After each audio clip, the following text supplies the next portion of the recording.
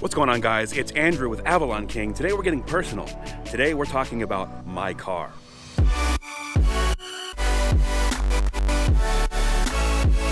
What's going on, guys? Thanks for hanging out. If you haven't already, consider subscribing. Now, today we're talking about my 2014 Ford Focus ST. Some of you may be familiar with this car already, but I will tell you that in the past few months, I've done a lot of driving, I've put a lot of miles on the car, and it needs a little help when it comes to the cosmetic department. That's why I'm gonna have this car paint corrected and then ceramic coated.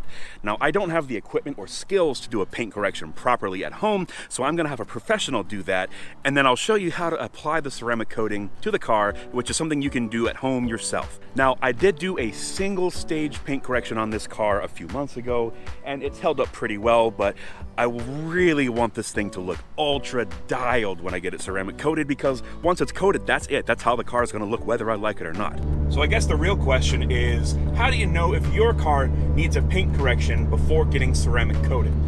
Well, the first thing you want to look for is swirl marks, scratches, marring. These are tiny little grooves, little scratches in your clear coat that can produce this kind of strange spider webbing across your paint, especially on darker colored cars like mine. It's really visible and it's just not appealing.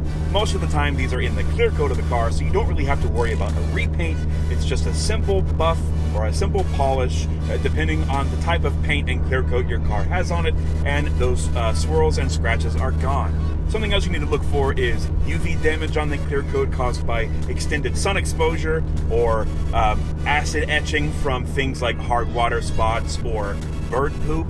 Let me talk to you about bird poop real quick. Birds, when they go number 2, they're really going 1.5 because it's 1 and 2.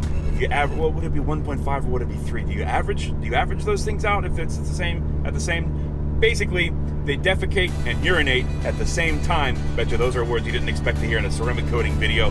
And what happens is that urea, that uric acid, is mixed in with that bird balm, and that will just eat through your clear coat. It is terrible. Now, to elevate this to DEFCON 2, Defecate-Con 2, some birds, to help digest foods in their stomachs, will eat small rocks, and sometimes those small rocks make it out of the bird's cloaca.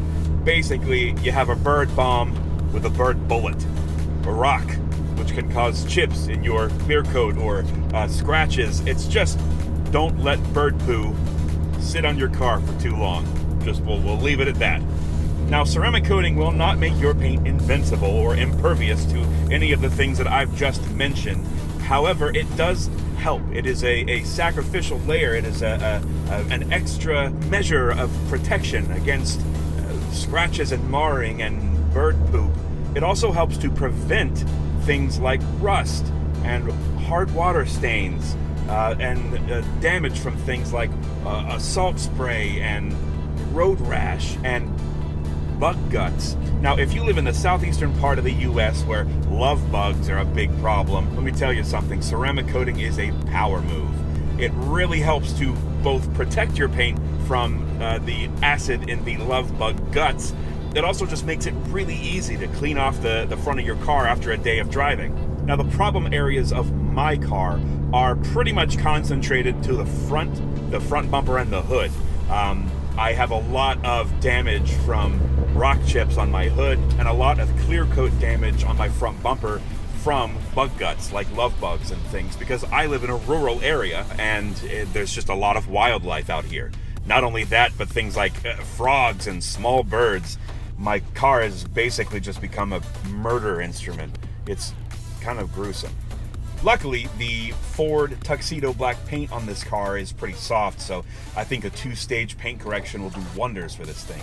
Back when I did the single stage, it got rid of most of the swirling, and the swirling was severe.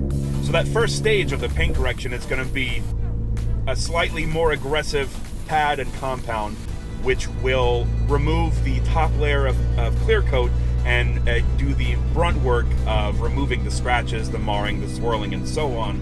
And then the second stage will be a finer, less aggressive pad and compound, which will give the paint that glossy, wet look, which we will then preserve with the ceramic coat. So the car will look like it's dripping wet at all times.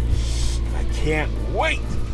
A full paint correction and ceramic coat will turn this average-looking daily driver into something truly spectacular, and I can't wait for you to see it. And this is just the tip of the iceberg.